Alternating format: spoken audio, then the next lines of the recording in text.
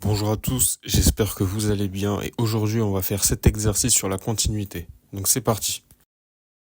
On considère la fonction f définie sur R par f de x qui est égal à 2x³ moins 3 moins x carré sur 2 moins x plus 3.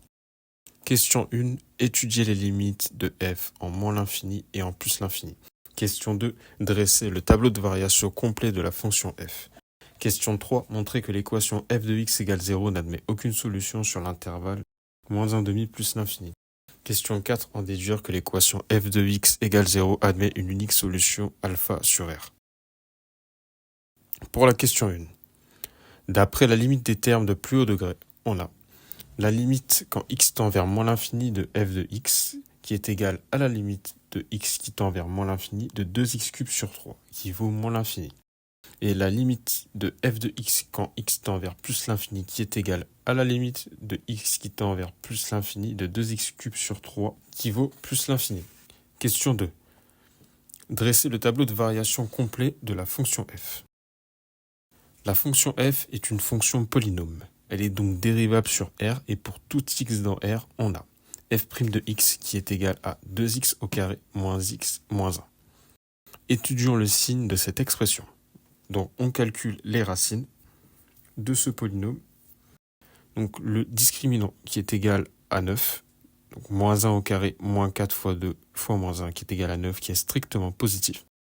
Donc l'équation admet deux racines, x1, 1 moins racine de 9 sur 4 qui est égal à moins 1/2 et x2, 1 plus racine de 9 sur 4 qui est égal à 1. Ainsi, on obtient le tableau de variation suivant.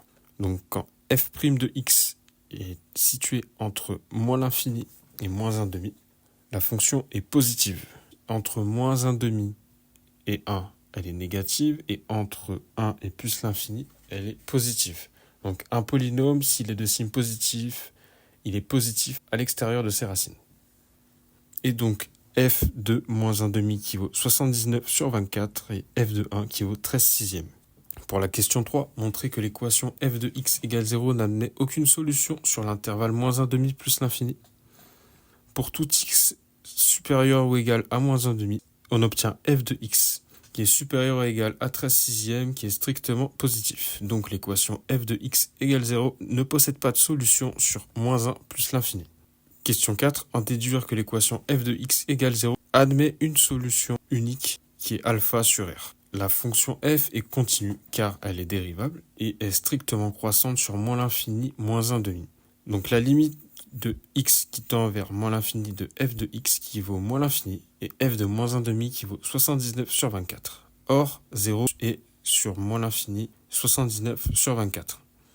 D'après le théorème de la bijection ou le corollaire du théorème des valeurs intermédiaires, l'équation f de x égale 0 possède une unique solution sur moins l'infini moins 1/2. Voilà, c'est tout pour cette vidéo.